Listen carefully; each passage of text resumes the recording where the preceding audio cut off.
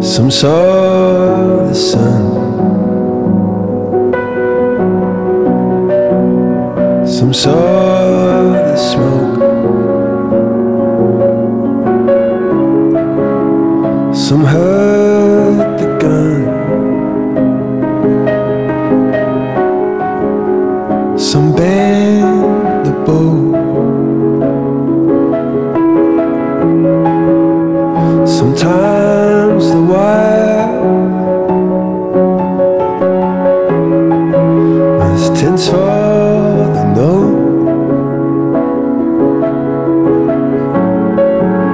We're caught in the fire. Say oh, we're about to explode. Carry a word.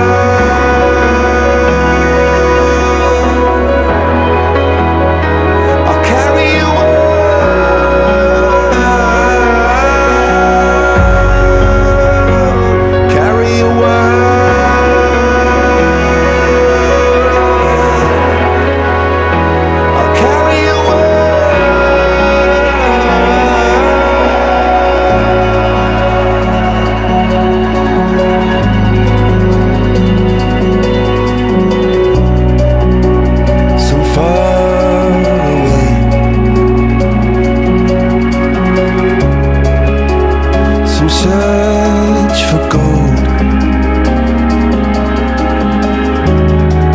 some dragon to slay.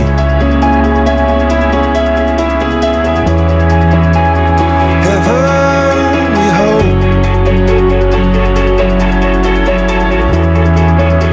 it's just up the road. Show me the way.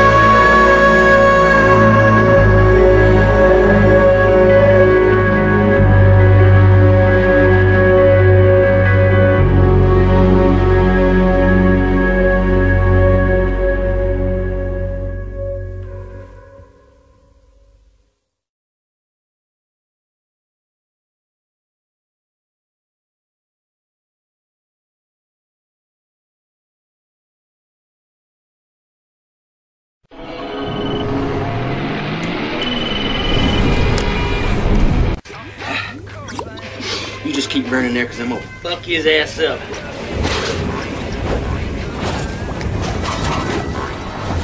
Shit!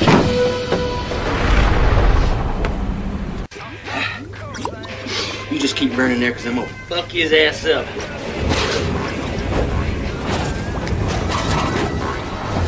Shit!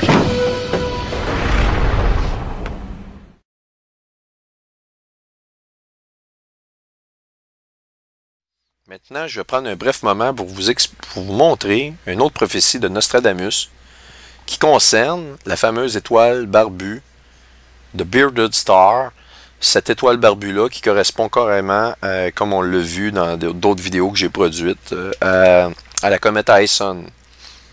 Bien, voici le texte relié à cette prophétie-là de Nostradamus dans le second siècle, le siècle numéro 2, le quatrain 43. Alors, le texte est comme ceci. Durant l'étoile barbue apparente, autrement dit, au moment où l'étoile barbue devient apparente, les 3 grands princes seront faits ennemis. Bien, c'est assez particulier ici parce que je vous ai montré 3 comètes. Enlil, qui correspond à Ison, Enki, qui correspond à la comète Enki, et Lovejoy, qui correspond au dieu Achelos. Et c'est ce qui est particulier, ils ont tous une particularité, ces 3 dieux-là. Eh bien, cette particularité-là, c'est la période de Noël, du 25 de décembre. Enlil, pour sa part, se retrouve exactement au talon d'Hercule, selon les pronostics. Dans le cas d'Enki, Enki se retrouve sur le bras de l'arc du Sagittaire, et Lovejoy se retrouve sur sa corne d'abondance, ou dans le front d'Hercule, comme pour marquer la corne que Hercule lui a enlevée. Tout ça, à la date de cette année, du 25 de décembre. C'est vraiment particulier. On nous parle donc de 3 princes, et selon les Sumériens, Enlil et Enki étaient des princes. OK? Des seigneurs ou des princes. Un qui était le seigneur des eaux, et l'autre qui était le seigneur des tempêtes et des pouvoirs de l'air, qui est Enlil, soit dit en passant. Et donc, frappé du ciel, la paix sur la terre sera. Frappé du ciel. Je vous ai montré la possibilité très grande, et ça, on va couvrir bientôt vraiment l'aspect, est-ce que Ison va venir nous frapper ou non. Ce que je vais le faire en 2 étapes distinctes. Une avec une vision plus scientifique. Puis là, partez pas en peur, ne vous inquiétez pas, je vais faire une explication que tout le monde puisse comprendre.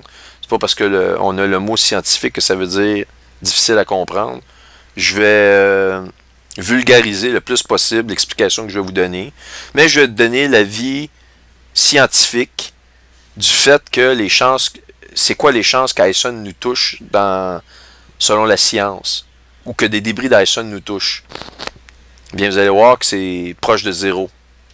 Vous allez voir par contre que quand on regarde la vision prophétique, alors les chances qu'elle nous touche sont de 100%. En fait, que des débris de cet objet-là qui s'appelle Ison nous touchent sont de 100%. On va faire la comparaison entre les deux ici. Alors donc, je m'excuse si des fois je semble un petit peu long. Je suis très fatigué, donc les esprits ne sont pas nécessairement clairs. Alors des fois je me perds un peu moi-même dans l'explication. Alors ici on retourne à notre texte de Nostradamus et on voit donc frapper du ciel, paix sur la terre sera. Et maintenant on a ici des noms, Mpo, timbre, VN dent, ou en fait ça c'est un dent.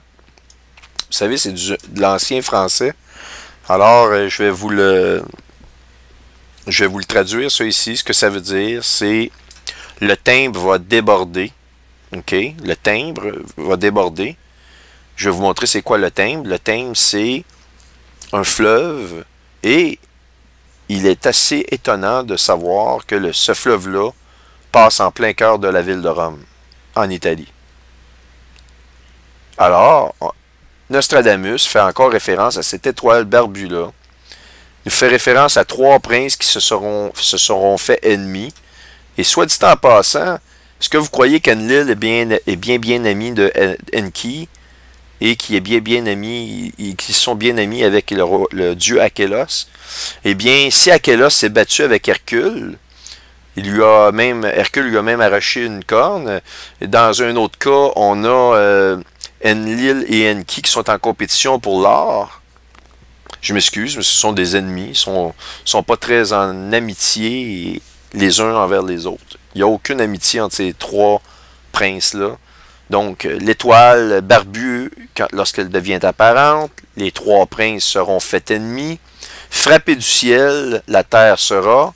ou la paix de la terre sera ébranlée par quelque chose qui vient du ciel. Pour timbre débordant, le serpent sur le bord sera mis. Et ici, le bord, il faut le traduire par le sommet. Le serpent serait monté au sommet, si vous voulez. Il est assez étonnant de voir que cet hôtel-là, ici, du Voortrekker, a été érigé en haut d'une colline. Bon, si je prends, on l'a vraiment au-dessus. Je n'ai parlé tout à l'heure, là. Je vais vous retrouver ça, ce ne sera pas long.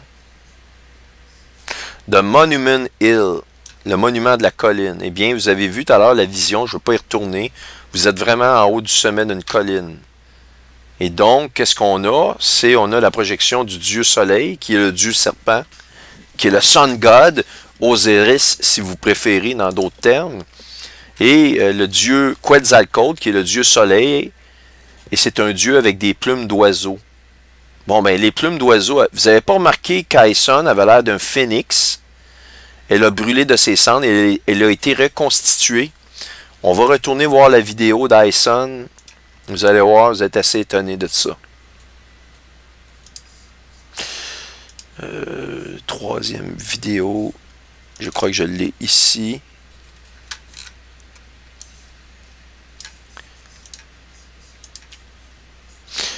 Bon, je ne l'ai pas ici, mais vous avez vu déjà la comète Aison. Vous l'avez vu. J'avais déjà montré si vous voulez, les vidéos de Aison. Et Aison enregistrement, est-ce que c'est ici? Non. OK. Peu importe. On va aller voir si je peux pas trouver rapidement une vidéo d'Aison.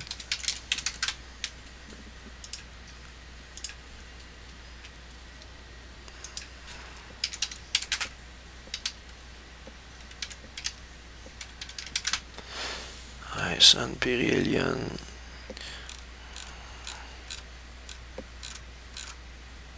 Bon.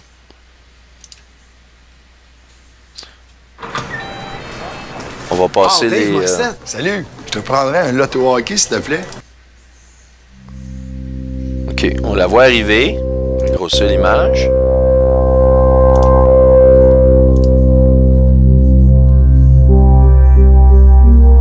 Voyez-vous, c'est comme un oiseau avec les ailes d'un phénix avec deux queues, comme un phénix. Tout à coup... Bon, alors, voilà les images d'Aison après qu'elle ait fait la forme d'un phénix. On a coupé les images complètes. On n'a rien vu. La NASA a complètement coupé les images de la Périhélie. Elles ont rendu ces images-là disponibles. Quand on va voir, il n'y a aucune image. On voit absolument aucune comète. Peut-être pour nous faire croire que la comète est tellement petite qu'on ne peut pas la voir. Alors qu'ici, sur cette vue-là, on voit que le halo de lumière atteint pratiquement le diamètre du Soleil. Donc, c'est impossible qu'on la manque dans d'autres angles de vue, dans d'autres caméras. Et ils ont coupé les images, comme pour nous dire que la forme du phénix, ou le phénix, a brûlé et est revenu et est revenu de ses cendres, si vous voulez. Est revenu à la vie de ses propres cendres. Et la forme, vous voyez, ce qui est assez incroyable, c'est que il aurait pu avoir la reconstitution d'une queue de comète, mais c'est pas le cas. Elle est en forme de delta, un peu comme un oiseau qui ouvre ses ailes. Quand on regarde le Quetzalcoatl, la légende, pour certains,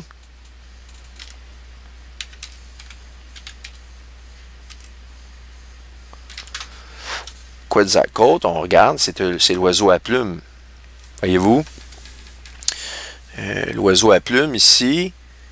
Et vous avez la référence avec le soleil, pas le soleil, mais le serpent qui avale, si vous voulez, l'oiseau à plumes. Ne serait-ce pas parce que lorsque Aison est sorti de sa périhélie, 2012, comète Aison, ok, voyez-vous, je vais retourner dans le temps, je vais aller à la périhélie. Donc, on a la périhélie. Et immédiatement après, qu'est-ce qu'on a? Elle est le 29. OK, on regarde encore l'image ici. Cette image-là. Eh bien, ce sont des images qui ont été prises le 29, le 30 et le 1er décembre, etc.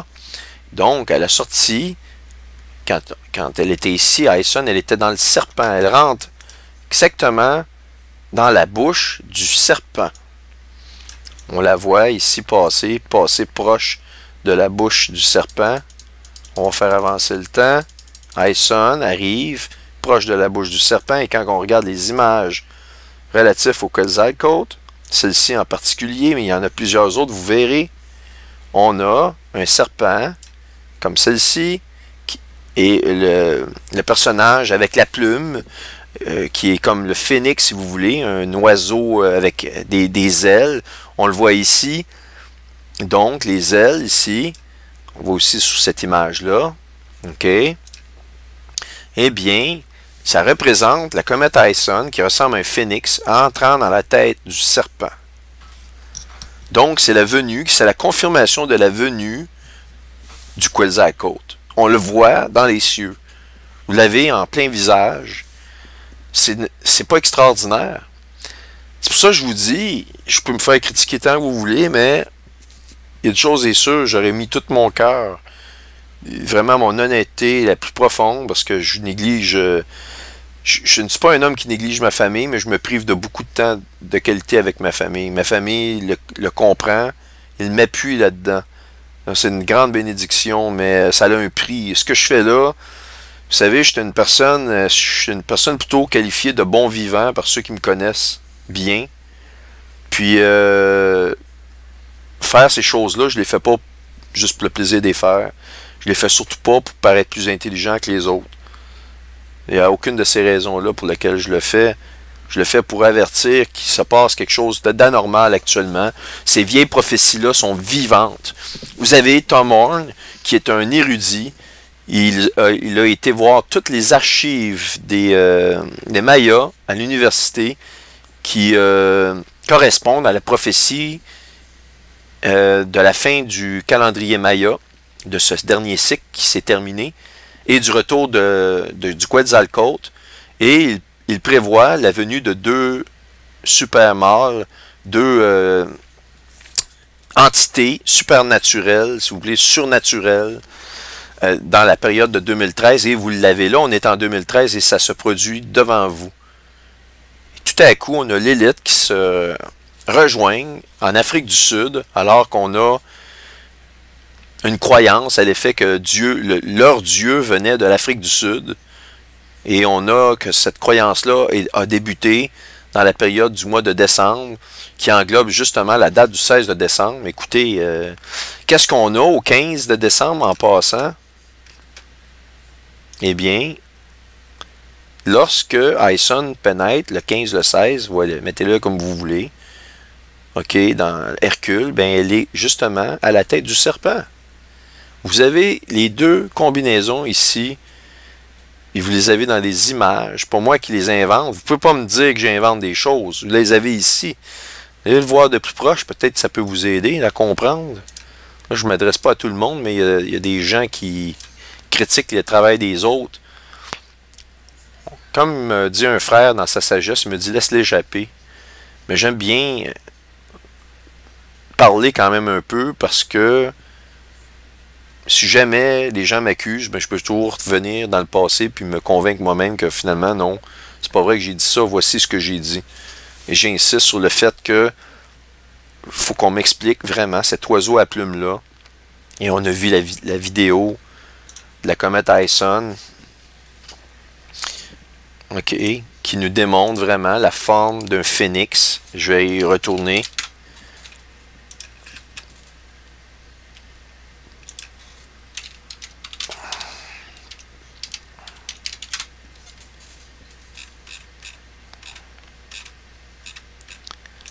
Voilà, on l'a ici. On va avancer un peu la vidéo.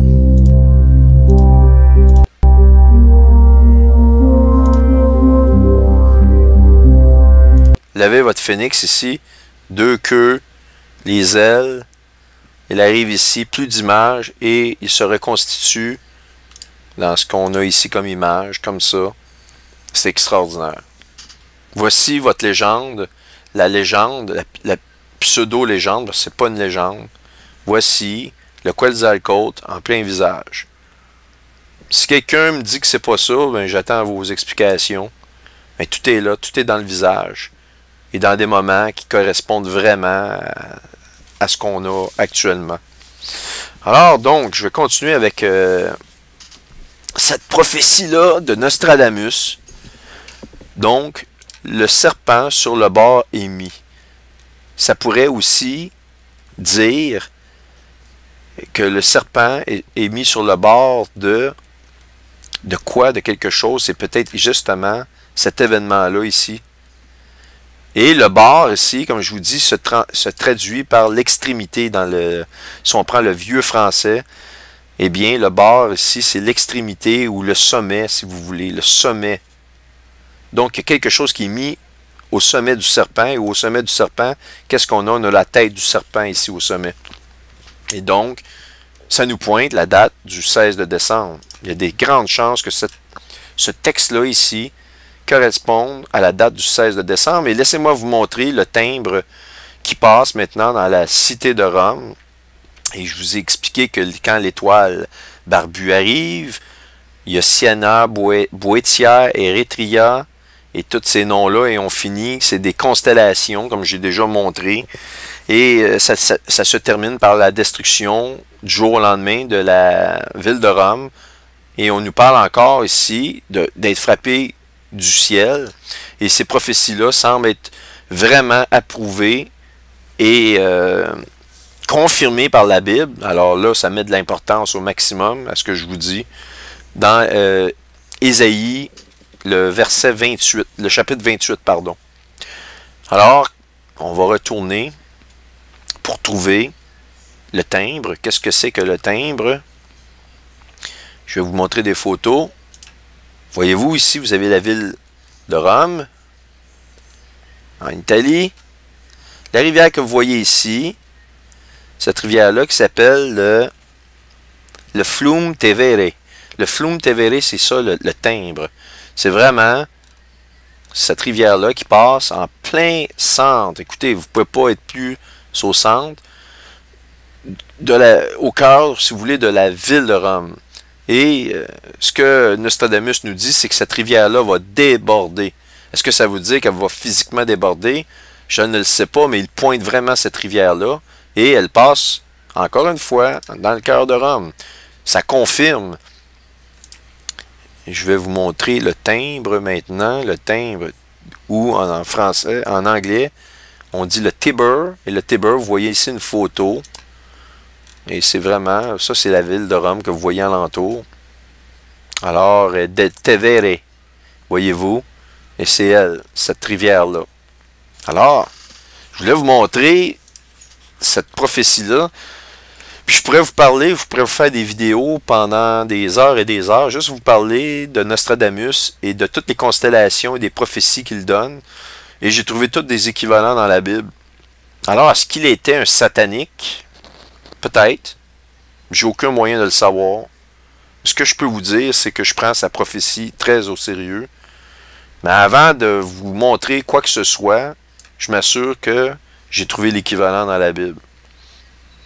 Alors, tous ces vieux textes-là, il ne faut pas les négliger, il ne faut pas les mépriser. C'est pareil comme si je vous dis Satan est un ange déchu. Et le pseudo-chrétien vient me voir. Ah, blasphème, te dit le nom de Satan. Oui, mais la Bible nous dit de dénoncer, elle ne nous dit pas de participer aux choses, elle nous dit de les dénoncer.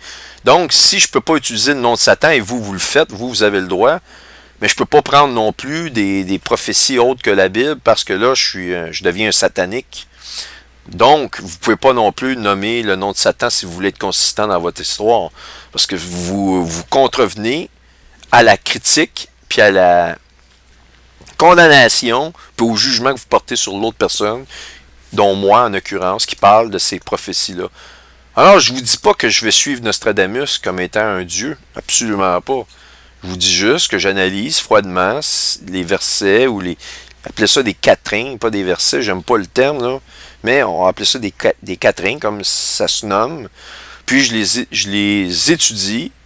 Non seulement j'ai des prophéties confirmées dans la Bible de ces textes-là, de ces prophéties-là, mais en plus, je vous montre que ils se confirment même dans des quatrains différents qui correspondent à l'étoile barbue, qui eux-mêmes correspondent à la comète Ison. Alors, c'est quelque chose que je voulais vous montrer absolument. On ne peut pas passer à côté de ça. Je pourrais vous montrer d'autres choses qui vous feraient vraiment tomber en bas de votre chaise, mais le temps est compté. Maintenant, on voit ici le fameux serpent qui mange le Quetzalcoatl ou l'oiseau à plumes qui représente le phénix, si vous voulez. On le voit ici.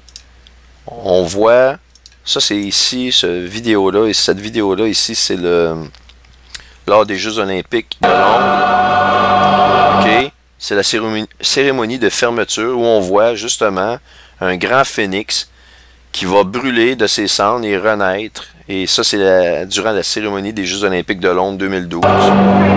Je sais pas ce qu'on essaie de nous dire avec le phénix, mais il est clair qu'on essaie de nous dire quelque chose. On le voit ici. Je m'excuserai pour l'image, là, mais... l'avancer. Bon, attendez. Voyez-vous, il brûle.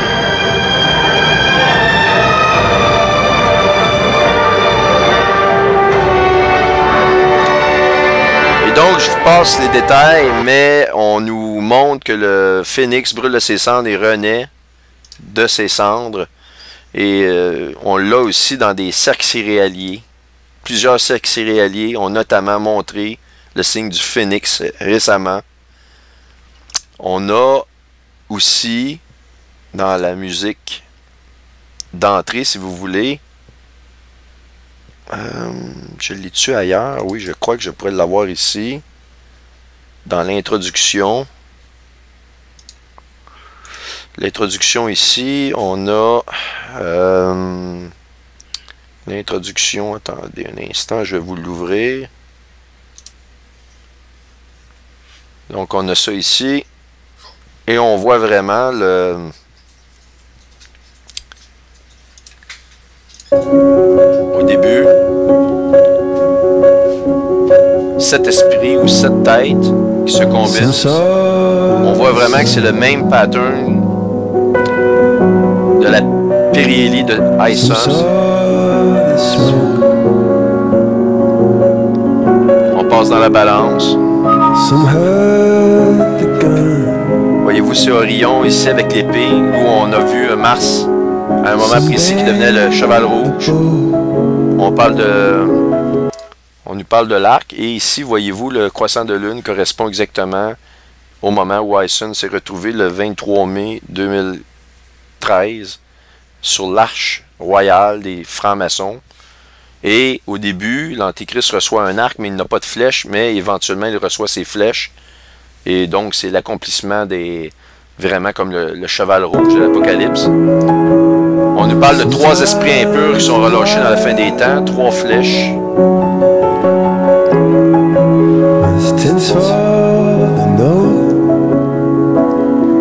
On traverse un tas de constellations. Pris dans le feu, ça c'est comme le phénix. C'est oh, comme le Père Noël, ok? Mais quand on regarde, la comète, pratiquement, à toute fin pratique, va avoir des répercussions dans le temps de Noël. C'est vraiment assez spécial. Mais à la fin, je vais vous amener plus à la fin, où elle se recombine pour devenir, on le voit ici à la fin, un phénix. Ok, fait que vous avez le phénix même dans cette chanson-là. On l'a à ce moment-là aux Jeux Olympiques. On l'a dans plusieurs images. Et ce qui est assez étonnant, on l'a à la cérémonie de Nelson Mandela. Ici, c'est une image. On nous voit cette signature-là. C'est toujours les Pléiades. On voit les structures. Je vais fermer l'image. Je vais vous montrer Nelson Mandela. Voyez-vous, Obama ici parle. Et voyez-vous le soleil avec le phénix. On voit l'oiseau ici avec les ailes qui se déploient. C'est le phénix. Et ça correspond exactement, justement, au symbole des Mayas, du retour du Quetzalcoatl ou de l'oiseau à plumes. L'oiseau à plumes qui est le phénix. Et qui passe par la tête du serpent. Et ça, on le voit aussi avec ISON. Ça, je vais fermer l'image satellite. On va trouver ici ISON. On va aller en 2013. 12. Voyez-vous, encore une fois, c'est la date précise du 16 de décembre. Donc, l'oiseau à plumes, qui est représenté par ISON, qui est le phénix, se retrouve à la tête. Et cette prophétie-là, c'est la fin du calendrier Maya. Et qu'est-ce qu'on a comme image? On a exactement cette image-là que vous voyez ici à la tête. Et même, on l'a du même côté, là. Donc, vous avez la tête du serpent. Donc, c'est assez spécial comme image. Ce que je peux vous dire, c'est que actuellement, ça c'est pas la vraie position d'ISON. Elle n'est pas à jour dans Stellarium. Mais selon ce que j'en sais, c'est qu'elle serait plus à droite. Elle est plus proche de la Terre. Elle va survoler la Terre avec moins de kilomètres de distance. Quand même toujours assez loin. Ce qui m'inquiète, ce n'est pas le noyau principal. Il y a peut-être 20%, 10% du noyau qui est demeuré, dont l'orbite va être changée. C'est de celui-ci que je parle, mais je crois que ça va être plus à droite. En fait, ça va passer carrément sur la couronne boréale. Il y a quelques degrés de différence. Alors voilà pour l'explication des phénix. On le voit à plusieurs endroits et surtout avec Mandela. Ça, c'est vraiment significatif. Alors, il y a quelque chose avec le phénix. Maintenant, je veux juste faire un dernier point. Ça ici, c'est la vidéo de l'approche de ISON à Saperieli. On voit vraiment comme le queue d'un oiseau qui est comme dédoublé, avec les ailes qui se déploient, comme un, si vous voulez, un phénix. Et quand on regarde la cérémonie d'ouverture, je vais mettre celui-là ici en médaillon, de telle façon qu'on puisse voir les deux.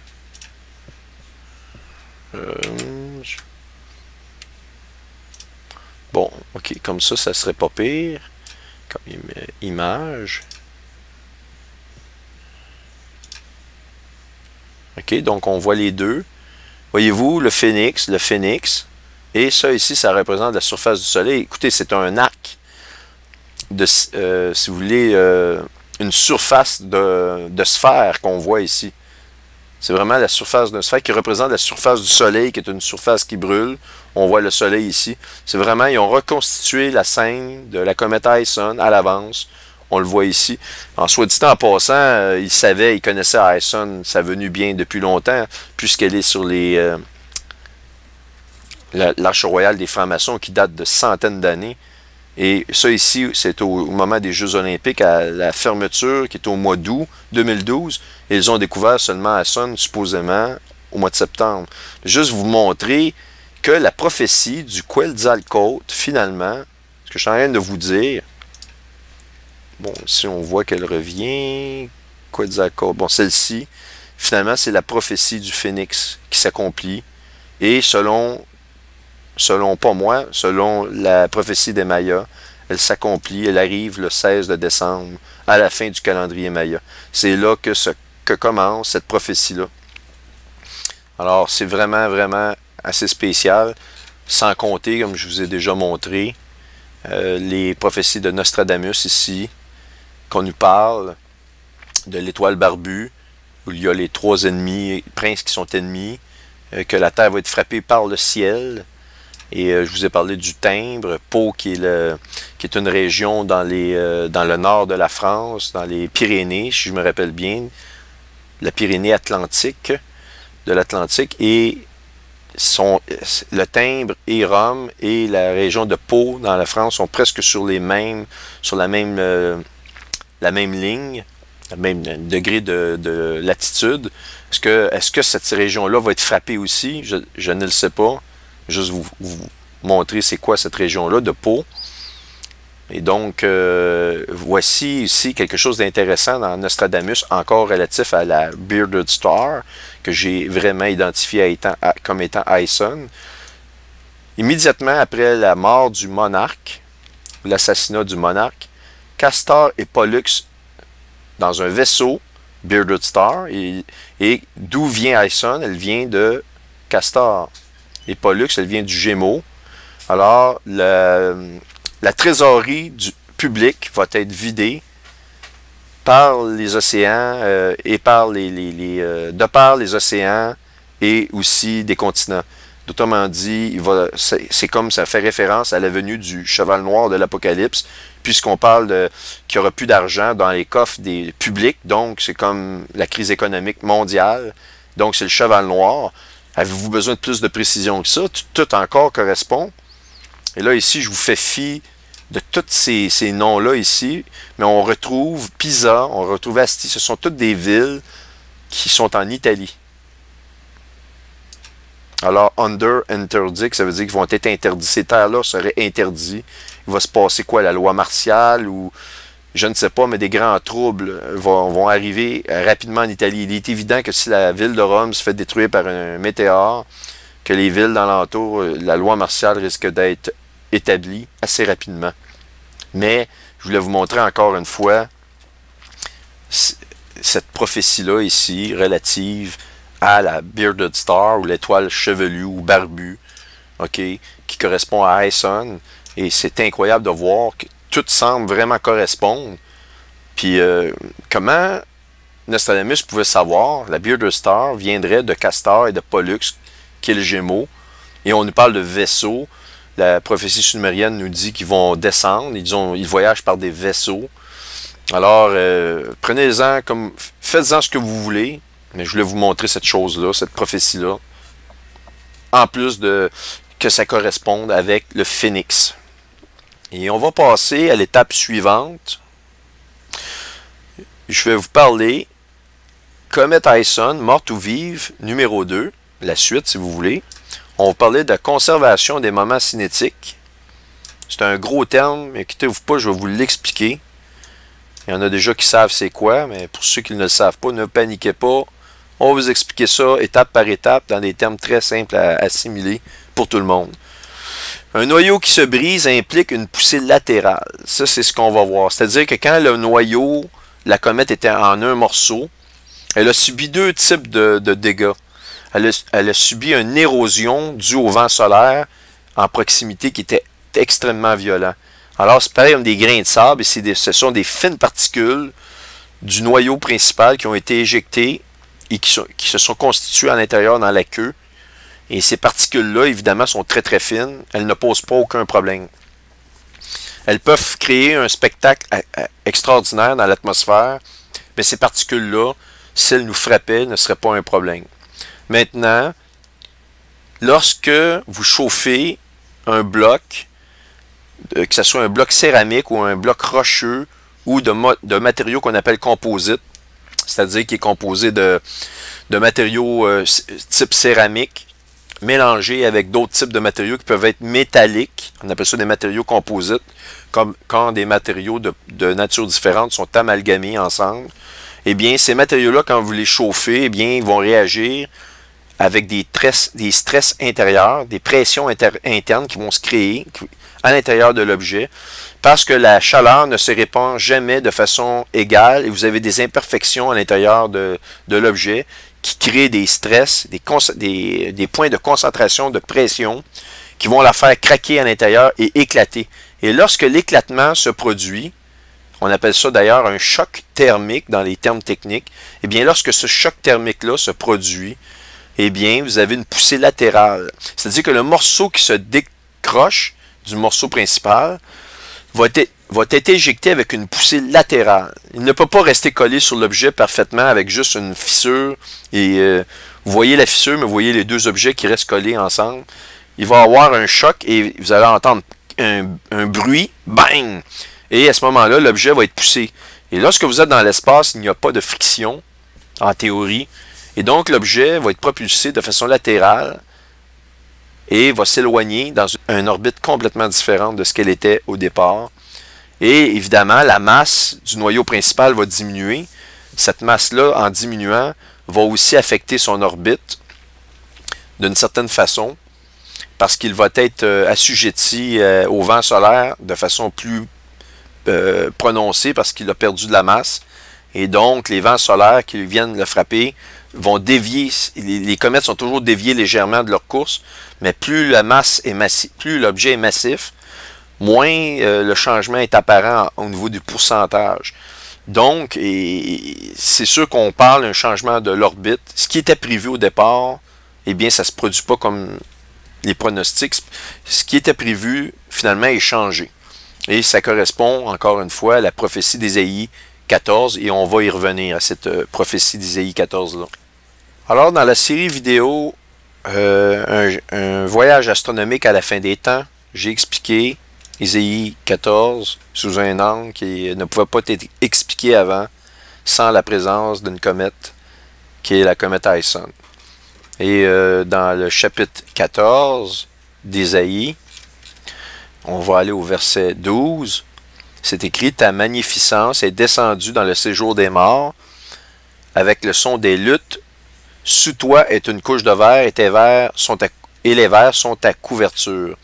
Te voilà tombé du ciel, astre brillant, fils de l'aurore. Tu es abattu à terre, toi le vainqueur des nations. Donc, te voilà tombé du ciel, astre brillant. On nous parle d'un astre. Ça se trouve que Ison est un astre. Elle est extrêmement brillante et on le voit sur des images. Vous voyez ici le soleil et vous voyez la grosseur. Ça atteint la dimension. On parle du halo. Ça, c'est pas le noyau physique, là. Mais le halo de lumière a atteint la dimension du soleil. Soit dit en passant, j'ai des photos que je vais vous montrer. Une qui a été prise le lendemain. Je pense que c'était le 29 de décembre. Je vais vous la montrer.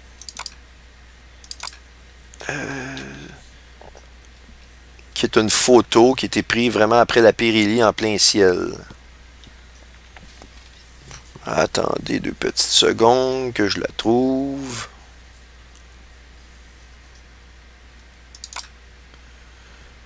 Où j'ai mis ça, cette photo-là?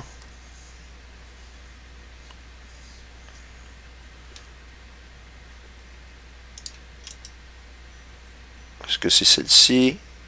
Voyez-vous, c'est le soleil ici. Avec un simple doigt, vous voyez ici l'astre qui est au-dessus du soleil, eh bien c'est Ison. Je vais grossir un peu, on la voit ici. OK? Et j'ai plusieurs photos comme ça.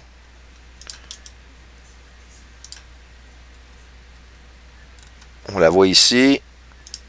Il y a eu des circonstances qui faisaient que c'était possible de la voir. Bon, on met un disque ici, on bloque, et voyez-vous. Bon, ici, celle-là n'est pas tellement bonne, mais celle que je cherche particulièrement, curieusement, est disparue. Je ne sais pas pourquoi. Je dois avoir la berlue, comme on dit. On va regarder celle-ci. Voyez-vous, pas tellement gros, mais c'est parce que ce qui arrive, c'est que le toit cache le soleil. Le soleil est juste comme environ où est ma main, et on peut l'apercevoir. Et donc, mais la photo que je voulais vous montrer, je ne sais pas où elle est, mais ça, c'est vraiment des photos qui ont été prises vraiment dans des dates qui ont, ce soit le lendemain ou 2 ou 3 jours après la périhélie. Alors, ceci étant dit, on revient à Isaïe. Te voilà, astre brillant, fils de l'aurore, tu es abattu à terre, toi le vainqueur des nations. Tu disais en ton cœur, donc ce que tu avais prévu, tu disais en ton cœur, je monterai au ciel. Exactement après la périhélie, qu'est-ce qu'on voit? On voit la montée fulgurante d'Ison. Je vais juste le stabiliser ici. on voit la montée fulgurante d'Aison dans les cieux. La ligne que vous voyez ici, c'est l'horizon. Aison arrive, va rejoindre le chemin du soleil et monte dans les cieux. Bang! Voyez-vous, là, verticalement, à part, est propulsé dans les cieux. Et donc, on le voit. Donc, la Bible nous donne des caractéristiques astronomiques ici.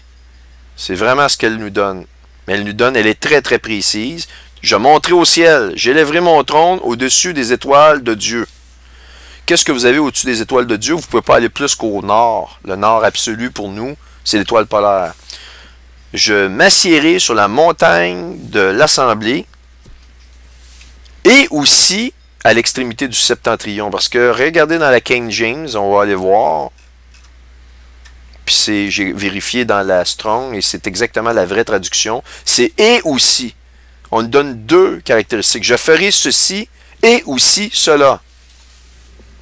I will sit also, aussi, sur la montagne de la congrégation.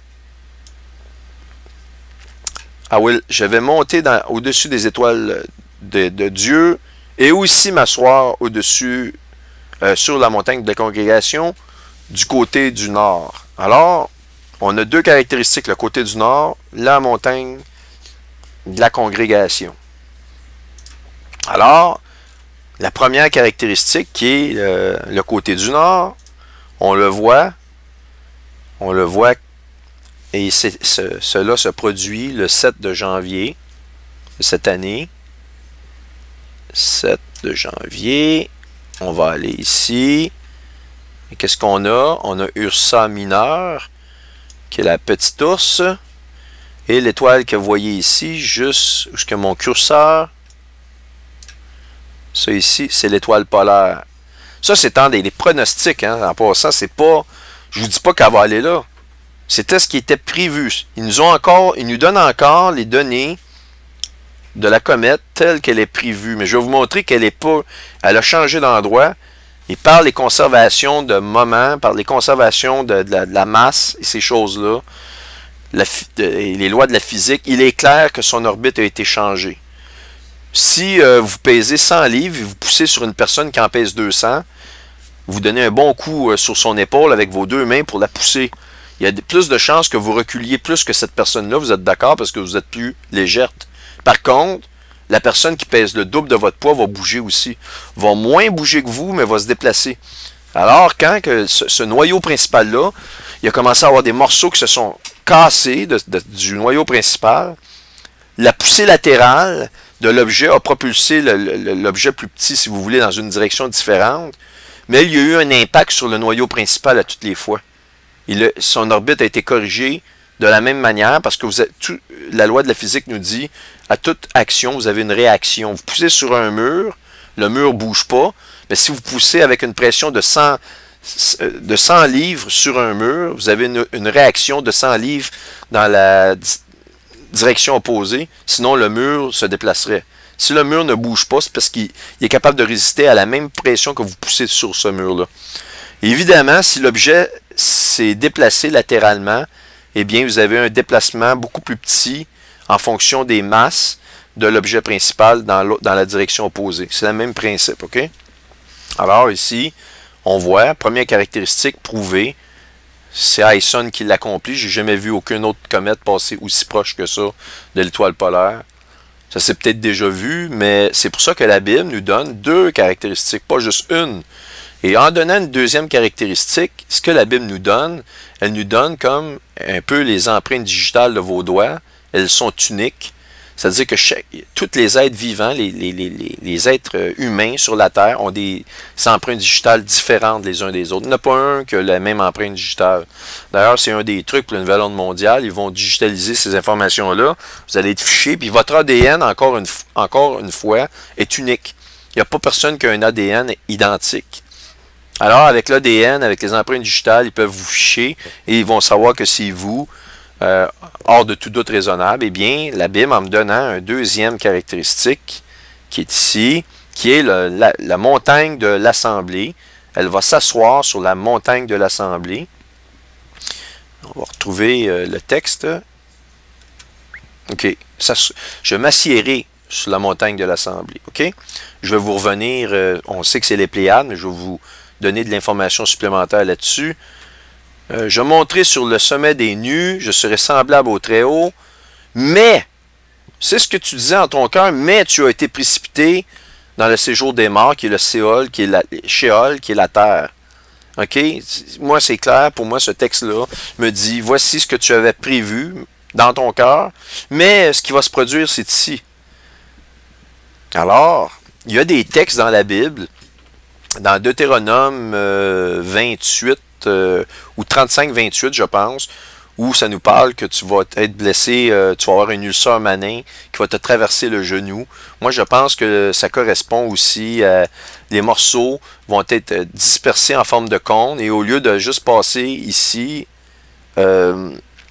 sur le talon, finalement, va frapper au genou puis le long de la cuisse, comme Deutéronome 28, verset 35, nous donne. Et puis, tu vas être blessé de la tête aux pieds ou tu vas être touché de la pointe du pied jusqu'à la tête. Et donc, on voit la forme d'un cône, c'est-à-dire la tête d'Hercule. Il y a des morceaux qui vont toucher la constellation, grosso modo, en général. OK? Et ça pourrait correspondre vraiment, vraiment, vraiment beaucoup. Donc, ceci étant dit, je vais vous montrer la montagne de l'Assemblée. OK? Je vais vous prouver que la montagne de l'Assemblée, ce sont les Pléiades.